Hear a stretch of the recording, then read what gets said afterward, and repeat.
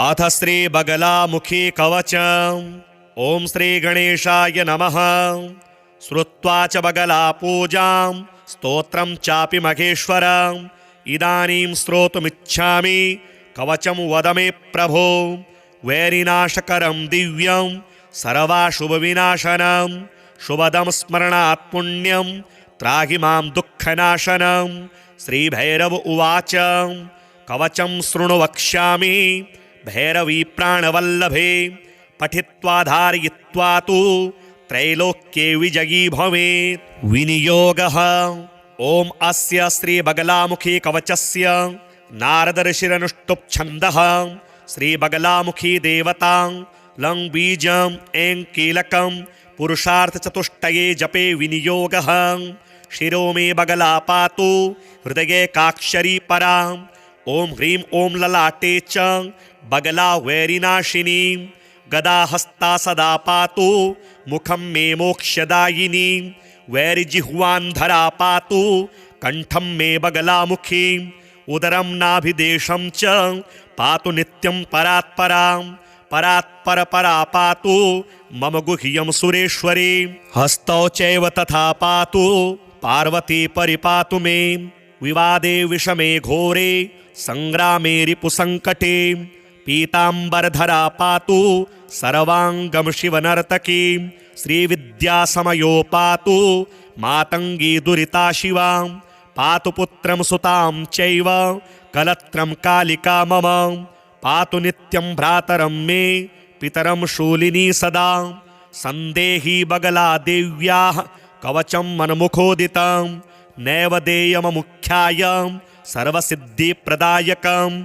पठनाद्धारणादस्य पूजनाद्वाञ्छितं लभेत्। इदं कवचमज्ञात्वा यो जपेद् बगलामुखीं पिबन्ति शोणितं तस्य योगिन्यः प्राप्य सादराः। वश्ये चाकर्षणे चैव मारणे मोहने तथा। महाभये विपत्तौ च पठेद्वा पठयेत्तु यः तस्य सर्वार्थसिद्धिः स्यात् भक्तियुक्तस्य पार्वती। श्रुत्वा च बगला पूजां स्तोत्रं चापि महेश्वरम्। इदानीं श्रोतुमिच्छामि कवचं वद मे प्रभो। वैरिनाशकरं दिव्यं सर्वाशुभविनाशनं शुभदं स्मरणात् पुण्यं त्राहि मां दुःखनाशनं। श्रीभैरव उवाच कवचं शृणु वक्ष्यामि भैरवी प्राणवल्लभे।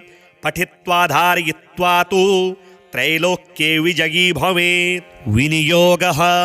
ओम अस्य श्री बगलामुखी कवचस्य नारदर्षिरनुष्टुप् छन्दः। श्री बगलामुखी देवता लं बीजं ऐं कीलकं पुरुषार्थचतुष्टये जपे विनियोगः। शिरो मे बगला पातु हृदये काक्षरी परा। ओम ह्रीं ओम ललाटे च बगला वैरिनाशिनी। गदा हस्ता सदा पातु मुखं मे मोक्षदायिनी।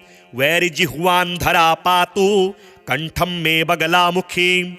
उदरं नाभिदेशं च पातु नित्यं परात्परा। परात्पर परा पातु मम गुह्यं सुरेश्वरी। हस्तौ चैव तथा पातु पार्वती परिपातु मे। विवादे विषमे घोरे संग्रामे रिपुसंकटे। पीताम्बरधरा पातु सर्वांगं शिवनर्तकी। श्रीविद्यासमयो पातु मातंगी दुरिता शिवा। पातु पुत्रं सुतां चैव कलत्रं कालिका मम। पातु नित्यं भ्रातरं मे पितरं शूलिनी सदा। संदेही बगला देव्याः कवचं मन्मुखोदितं। नैवेद्यममुख्याय सर्वसिद्धिप्रदायकं। पठनाद्धारणादस्य पूजनाद्वाञ्छितं लभेत्। इदं कवचमज्ञात्वा यो जपेद् बगलामुखीं पिबन्ति शोणितं तस्य योगिन्यः प्राप्य सादराः। वश्ये चाकर्षणे चैव मारणे मोहने तथा। महाभये विपत्तौ च पठेद्वा पठयेत्तु यः तस्य सर्वार्थसिद्धिः स्यात् भक्तियुक्तस्य पार्वती। श्रुत्वा च बगला पूजां स्तोत्रं चापि महेश्वरम्। इदानीं श्रोतुमिच्छामि कवचं वद मे प्रभो।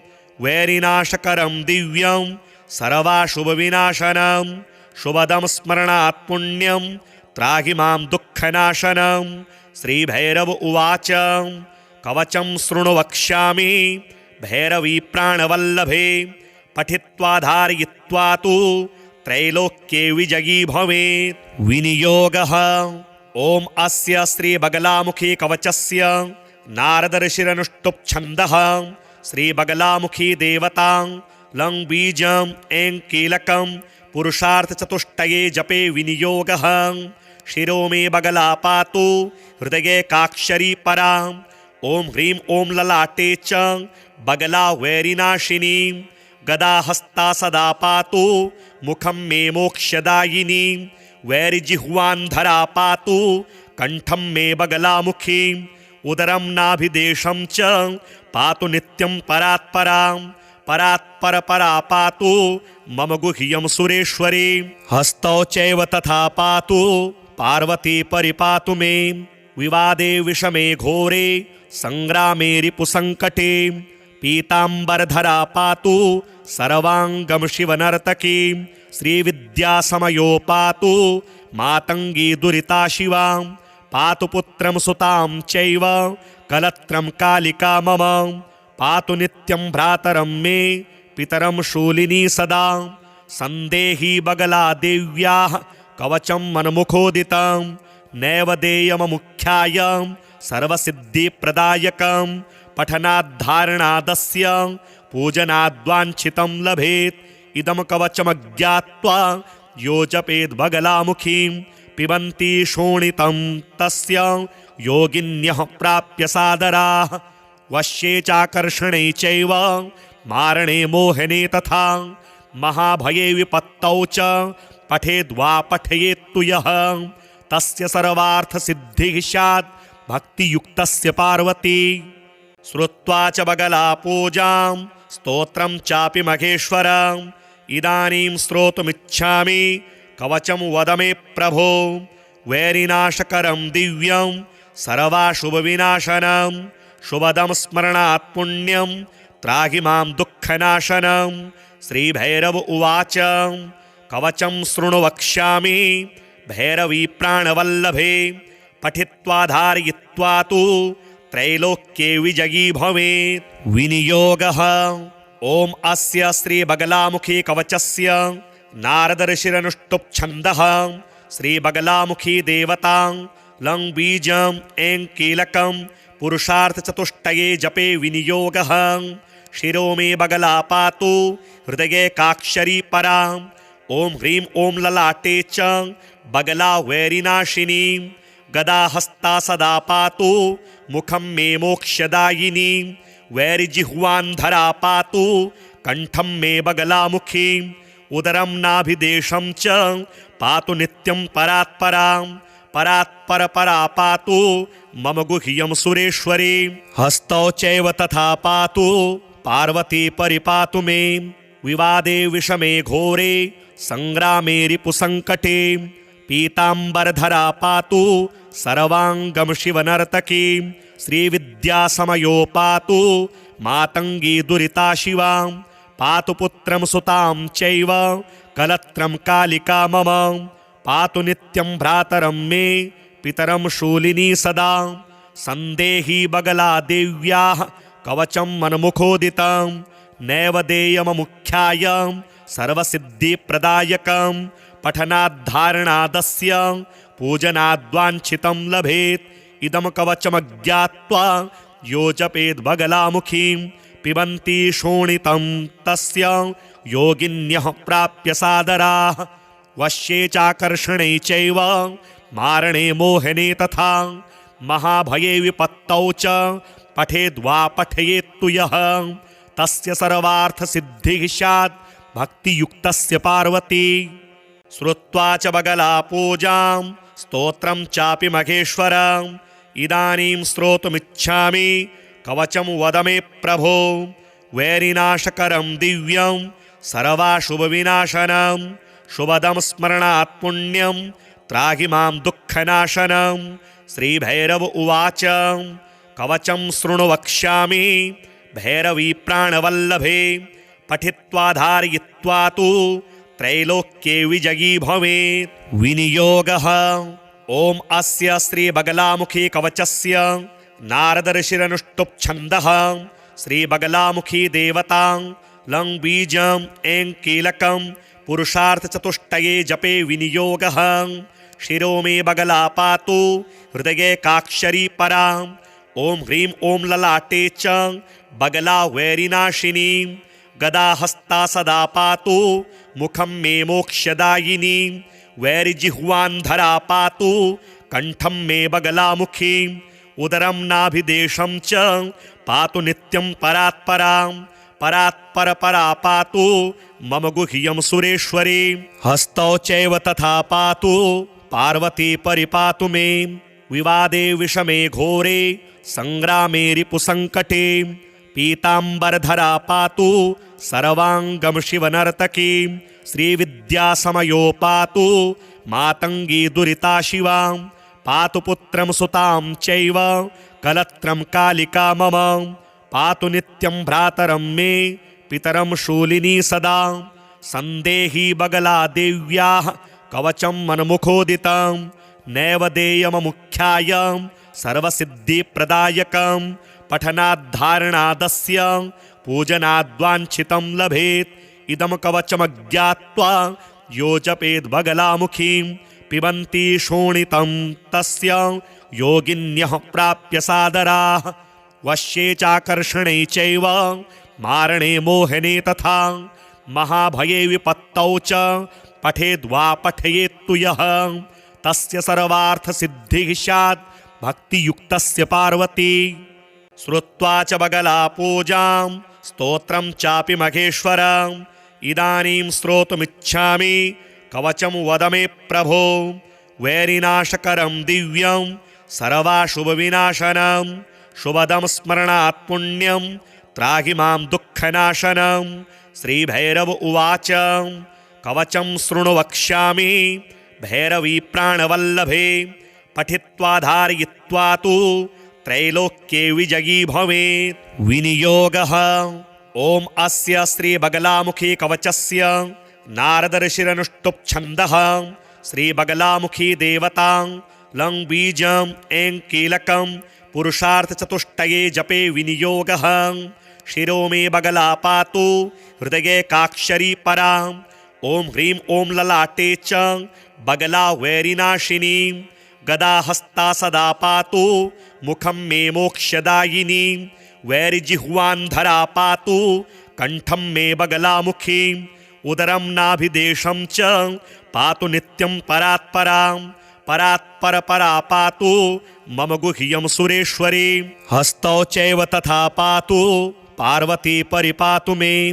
विवादे विषमे घोरे संग्रामे रिपुसंकटे। पीताम्बरधरा पातु सर्वांगं शिवनर्तकी। श्रीविद्यासमयो पातु मातंगी दुरिता शिवा। पातु पुत्रं सुतां चैव कलत्रं कालिका मम। पातु नित्यं भ्रातरं मे पितरं शूलिनी सदा। संदेही बगला देव्याः कवचं मन्मुखोदितं। नैव देयममुख्याय सर्वसिद्धिप्रदायकं। पठनाद्धारणादस्य पूजनाद्वाञ्छितं लभेत्। इदं कवचमज्ञात्वा यो जपेद् बगलामुखीं पिबन्ति शोणितं तस्य योगिन्यः प्राप्य सादराः। वश्ये चाकर्षणे चैव मारणे मोहने तथा। महाभये विपत्तौ च पठेद्वा पठयेत्तु यः तस्य सर्वार्थसिद्धिः स्यात् भक्तियुक्तस्य पार्वती। श्रुत्वा च बगला पूजां स्तोत्रं चापि महेश्वरम्। इदानीं श्रोतुमिच्छामि कवचं वद मे प्रभो। वैरिनाशकरं दिव्यं सर्वाशुभविनाशनं। शुभदं स्मरणात् पुण्यं त्राहि मां दुःखनाशनं। श्रीभैरव उवाच कवचं शृणु वक्ष्यामि भैरवी प्राणवल्लभे। पठित्वा धारयित्वा तु त्रैलोक्ये विजयी भवेत्। विनियोगः। ॐ अस्य श्रीबगलामुखी कवचस्य नारदर्षिरनुष्टुप् छन्दः श्रीबगलामुखी देवतां लं बीजं ऐं कीलकं पुरुषार्थचतुष्टये जपे विनियोगः। शिरो मे बगला पातु हृदये काक्षरी परां। ॐ ह्रीं ॐ ललाटे च बगला वैरिनाशिनी। गदाहस्ता सदा पातु मुखं मे मोक्षदायिनी। वैरिजिह्वान्धरा पातु कंठं मे बगलामुखी। उदरं नाभिदेशं च पातु नित्यं परात्परां। परात्पर परा पातु मम गुह्यं सुरेश्वरी। हस्तौ चैव तथा पातु पार्वती परिपातु मे। विवादे विषमे घोरे संग्रामे रिपुसङ्कटे। पीताम्बरधरा पातु सर्वाङ्गं शिवनर्तकी। श्रीविद्यासमयो पातु मातङ्गी दुरिता शिवा। पातु पुत्रं सुतां चैव कलत्रं कालिका मम। पातु नित्यं भ्रातरं मे पितरं शूलिनी सदा। सन्देही बगला देव्याः कवचं मन्मुखोदितं। नैवेद्यममुख्याय सर्वसिद्धिप्रदायकं। पठनाद्धारणादस्य पूजनाद्वाञ्छितं लभेत्। इदं कवचमज्ञात्वा यो जपेद् बगलामुखीं पिबन्ति शोणितं तस्य योगिन्यः प्राप्य सादराः। वश्ये चाकर्षणे चैव मारणे मोहने तथा। महाभये विपत्तौ च पठेद्वा पठयेत्तु यः तस्य सर्वार्थसिद्धिः स्यात् भक्तियुक्तस्य पार्वती। श्रुत्वा च बगला पूजां स्तोत्रं चापि महेश्वरम्। इदानीं श्रोतुमिच्छामि कवचं वद मे प्रभो। वैरिनाशकरं दिव्यं सर्वाशुभविनाशनं। शुभदं स्मरणात् पुण्यं त्राहि मां दुःखनाशनं। श्रीभैरव उवाच कवचं शृणु वक्ष्यामि भैरवी प्राणवल्लभे। पठित्वा धारयित्वा तु त्रैलोक्ये विजयी भवेत्। विनियोगः। ॐ अस्य श्रीबगलामुखी कवचस्य नारदर्षिरनुष्टुप् छन्दः। श्रीबगलामुखी देवतां लं बीजं ऐं कीलकं पुरुषार्थचतुष्टये जपे विनियोगः। शिरो मे बगला पातु हृदये काक्षरी परां। ॐ ह्रीं ॐ ललाटे च बगला वैरिनाशिनी। गदाहस्ता सदा पातु मुखं मे मोक्षदायिनी। वैरिजिह्वान्धरा पातु कंठं मे बगलामुखी। उदरं नाभिदेशं च पातु नित्यं परात्परां। परात्पर परा पातु मम गुह्यं सुरेश्वरी। हस्तौ चैव तथा पातु पार्वती परिपातु मे। विवादे विषमे घोरे संग्रामे रिपुसङ्कटे। पीताम्बरधरा पातु सर्वाङ्गं शिवनर्तकी। श्रीविद्यासमयो पातु मातङ्गी दुरिता शिवा। पातु पुत्रं सुतां चैव कलत्रं कालिका मम। पातु नित्यं भ्रातरं मे पितरं शूलिनी सदा। सन्देही बगला देव्याः कवचं मन्मुखोदितं। नैवेद्यममुख्याय सर्वसिद्धिप्रदायकं। पठनाद्धारणादस्य पूजनाद्वाञ्छितं लभेत्। इदं कवचमज्ञात्वा यो जपेद् बगलामुखीं पिबन्ति शोणितं तस्य योगिन्यः प्राप्य सादराः। वश्ये चाकर्षणे चैव मारणे मोहने तथा। महाभये विपत्तौ च पठेद्वा पठयेत्तु यः तस्य सर्वार्थसिद्धिः स्यात् भक्तियुक्तस्य पार्वती। श्रुत्वा च बगला पूजां स्तोत्रं चापि महेश्वरम्। इदानीं श्रोतुमिच्छामि कवचं वद मे प्रभो। वैरिनाशकरं दिव्यं सर्वाशुभविनाशनं। शुभदं स्मरणात् पुण्यं त्राहि मां दुःखनाशनं। श्रीभैरव उवाच कवचं शृणु वक्ष्यामि भैरवी प्राणवल्लभे। पठित्वा धारयित्वा तु त्रैलोक्ये विजयी भवेत्। विनियोगः। ॐ अस्य श्रीबगलामुखी कवचस्य नारदर्षिरनुष्टुप् छन्दः। श्रीबगलामुखी देवतां लं बीजं ऐं कीलकं पुरुषार्थचतुष्टये जपे विनियोगः। शिरो मे बगला पातु हृदये काक्षरी परां।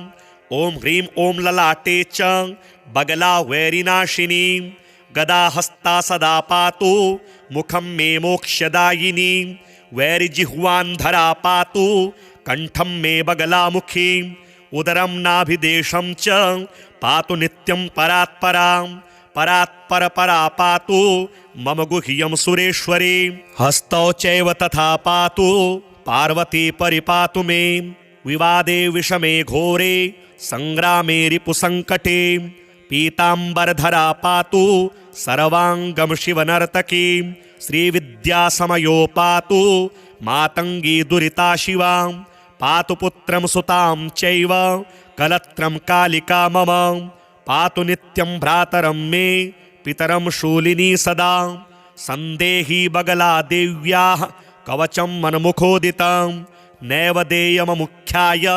सर्वसिद्धिप्रदायकं पठनाद्धारणादस्य पूजनाद्वाञ्छितं लभेत् इदं कवचमज्ञात्वा यो जपेद् बगलामुखीं पिबन्ति शोणितं तस्य योगिन्यः प्राप्य सादराः वश्ये चाकर्षणे चैव मारणे मोहने तथा महाभये विपत्तौ च पठेद्वा पठयेत्तु यः तस्य सर्वार्थसिद्धिः स्यात् भक्तियुक्तस्य पार्वती श्रुत्वा च बगला पूजां स्तोत्रं चापि महेश्वरम् इदानीं श्रोतुमिच्छामि कवचं वद मे प्रभो वैरिनाशकरं दिव्यं सर्वाशुभविनाशनं शुभदं स्मरणात् पुण्यं त्राहि मां दुःखनाशनं श्रीभैरव उवाच कवचं शृणु वक्ष्यामि भैरवी प्राणवल्लभे पठित्वा धारयित्वा तु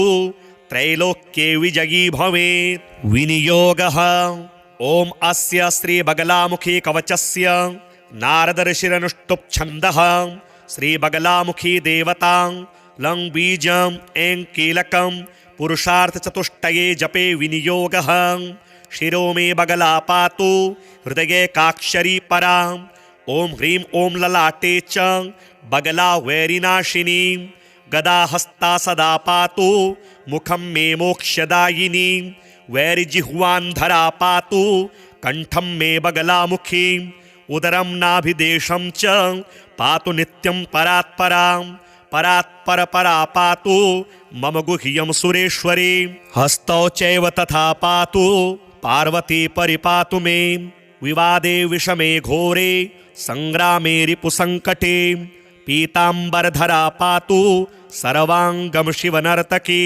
श्रीविद्यासमयो पातु मातंगी दुरिता शिवा पातु पुत्रं सुतां चैव कलत्रं कालिका मम पातु नित्यं भ्रातरं मे पितरं शूलिनी सदा संदेही बगला देव्याः कवचं मन्मुखोदितं नैवेद्यममुख्याय सर्वसिद्धिप्रदायकं पठनाद्धारणादस्य पूजनाद्वाञ्छितं लभेत् इदं कवचमज्ञात्वा यो जपेद् बगलामुखीं पिबन्ति शोणितं तस्य योगिन्यः प्राप्य सादराः वश्ये चाकर्षणे चैव मारणे मोहने तथा महाभये विपत्तौ च पठेद्वा पठयेत्तु यः तस्य सर्वार्थसिद्धिः स्यात् भक्तियुक्तस्य पार्वती श्रुत्वा च बगला पूजां स्तोत्रं चापि महेश्वरम् इदानीं श्रोतुमिच्छामि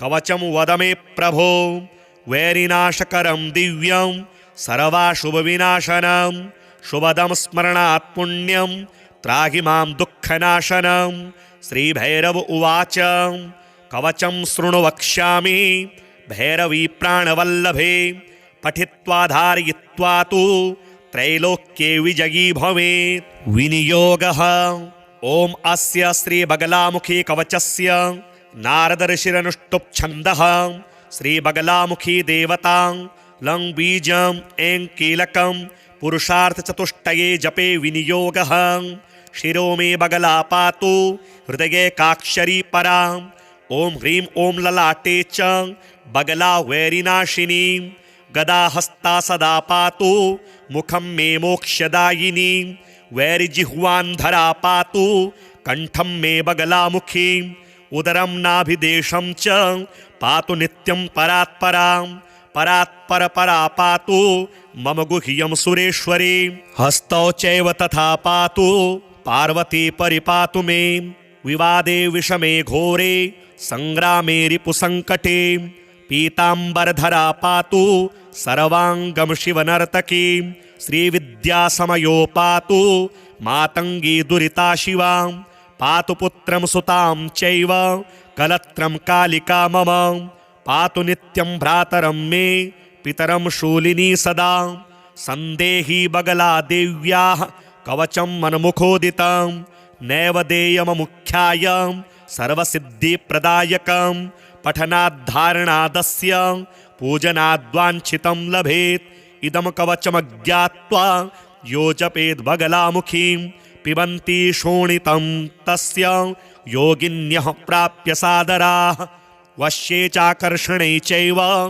मारणे मोहने तथा महाभये विपत्तौ च पठेद्वा पठयेत्तु यः तस्य सर्वार्थसिद्धिः स्यात् भक्तियुक्तस्य पार्वती श्रुत्वा च बगला पूजां स्तोत्रं चापि महेश्वरम् इदानीं श्रोतुमिच्छामि कवचं वद मे प्रभो वैरिनाशकरं दिव्यं सर्वाशुभविनाशनं शुभदं स्मरणात् पुण्यं त्राहि मां दुःखनाशनं श्रीभैरव उवाच कवचं शृणु वक्ष्यामि भैरवी प्राणवल्लभे पठित्वा धारयित्वा तु त्रैलोक्ये विजयी भवेत् विनियोगः ॐ अस्य श्रीबगलामुखी कवचस्य नारदऋषिरनुष्टुप् छन्दः श्रीबगलामुखी देवता लं बीजं ऐं कीलकं पुरुषार्थचतुष्टये जपे विनियोगः शिरो मे बगला पातु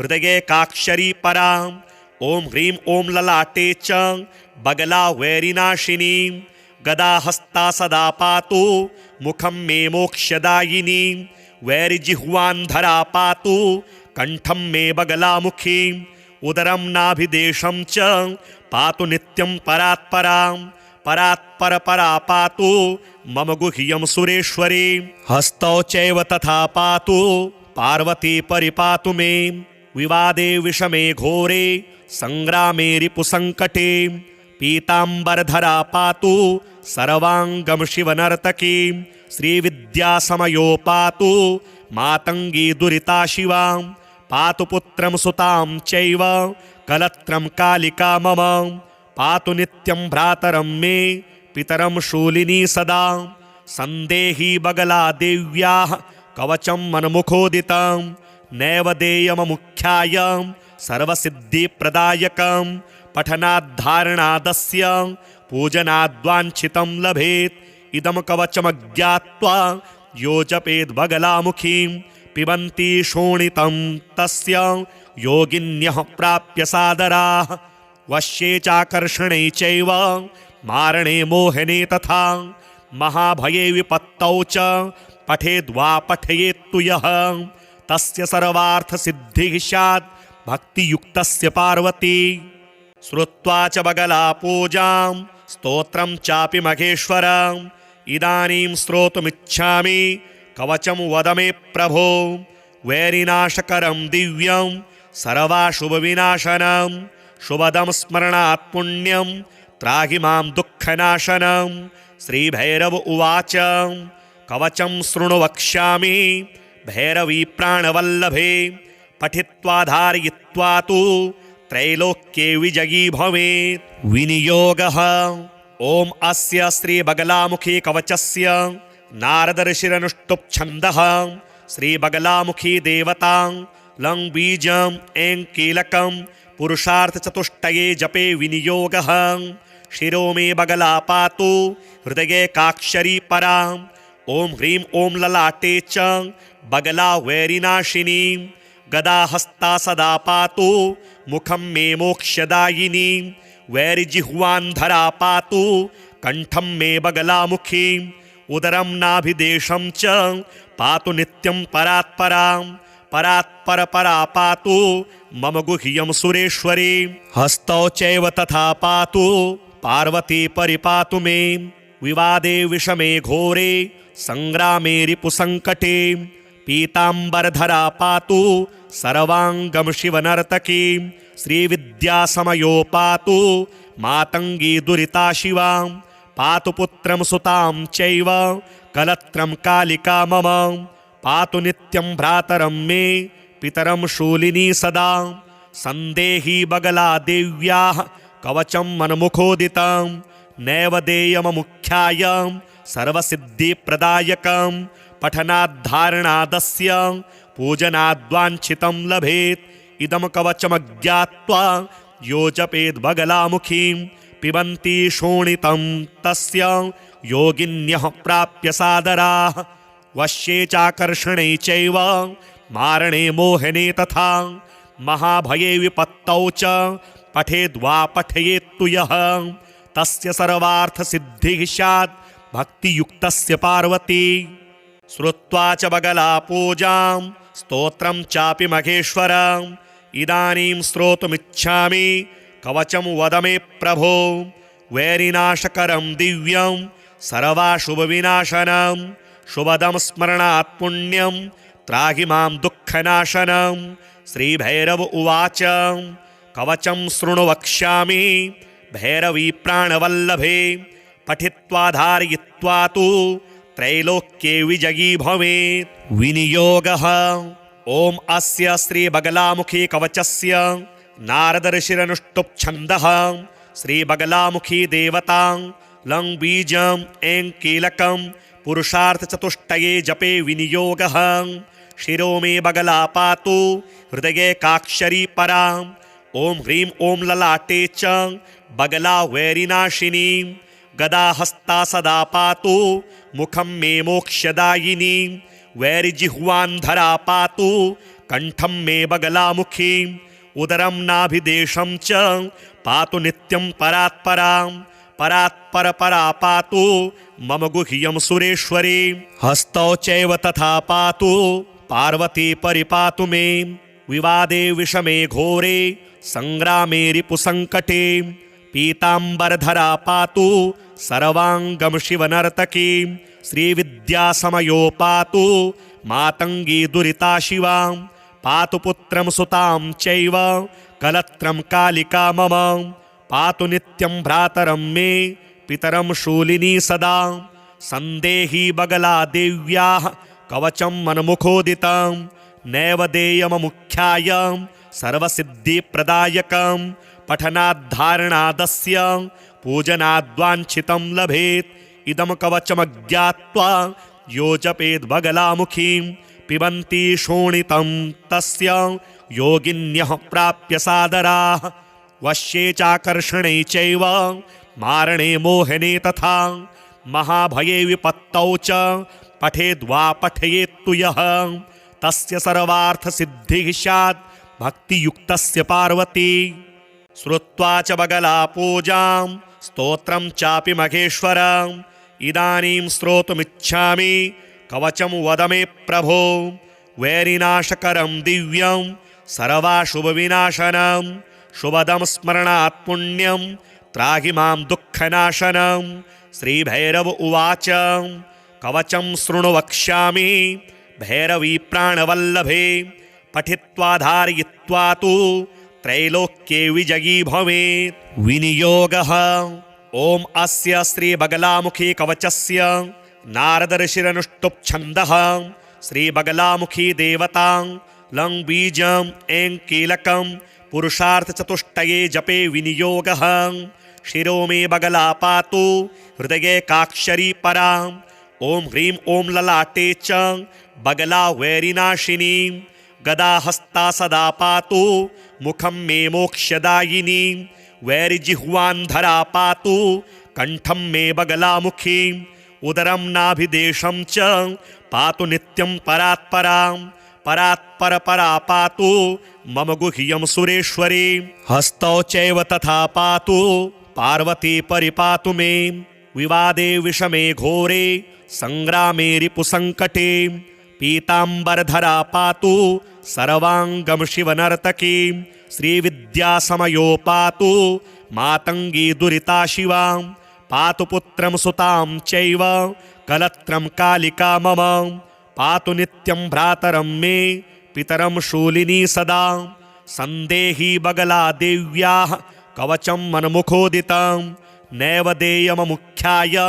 सर्वसिद्धिप्रदायकं पठनाद्धारणादस्य पूजनाद्वाञ्छितं लभेत् इदं कवचमज्ञात्वा यो जपेद् बगलामुखीं पिबन्ति शोणितं तस्य योगिन्यः प्राप्य सादराः वश्ये चाकर्षणे चैव मारणे मोहने तथा महाभये विपत्तौ च पठेद्वा पठयेत्तु यः तस्य सर्वार्थसिद्धिः स्यात् भक्तियुक्तस्य पार्वती श्रुत्वा च बगला पूजां स्तोत्रं चापि महेश्वरम् इदानीं श्रोतुमिच्छामि कवचं वद मे प्रभो वैरिनाशकरं दिव्यं सर्वाशुभविनाशनं शुभदं स्मरणात् पुण्यं त्राहि मां दुःखनाशनं श्रीभैरव उवाच कवचं शृणु वक्ष्यामि भैरवी प्राणवल्लभे पठित्वा धारयित्वा तु त्रैलोक्ये विजयी भवेत् विनियोगः ॐ अस्य श्रीबगलामुखी कवचस्य नारदर्षिरनुष्टुप् श्रीबगलामुखी देवता लं बीजं ऐं कीलकं पुरुषार्थचतुष्टये जपे विनियोगः शिरो मे बगला पातु हृदये काक्षरी परां ॐ ह्रीं ॐ ललाटे च बगला वैरिनाशिनी गदाहस्ता सदा पातु मुखं मे मोक्षदायिनी वैरिजिह्वान्धरा पातु कंठं मे बगलामुखी उदरं नाभिदेशं च पातु नित्यं परात्परां परात्परपरा पातु मम गुह्यं सुरेश्वरी हस्तौ चैव तथा पातु पार्वती परिपातु मे विवादे विषमे घोरे संग्रामे रिपुसङ्कटे पीताम्बरधरा पातु सर्वाङ्गं शिवनर्तकी श्रीविद्यासमयो पातु मातङ्गी दुरिता शिवा पातु पुत्रं सुतां चैव कलत्रं कालिका मम पातु नित्यं भ्रातरं मे पितरं शूलिनी सदा सन्देही बगला देव्याः कवचं मनमुखोदितं नैव देयममुख्याय सर्वसिद्धिप्रदायकं पठनाद्धारणादस्य पूजनाद्वाञ्छितं लभेत् इदं कवचमज्ञात्वा यो जपेद् बगलामुखीं पिबन्ति शोणितं तस्य योगिन्यः प्राप्य सादराः वश्ये चाकर्षणे चैव मारणे मोहने तथा महाभये विपत्तौ च पठेद्वा पठयेत्तु यः तस्य सर्वार्थसिद्धिः स्यात् भक्तियुक्तस्य पार्वती।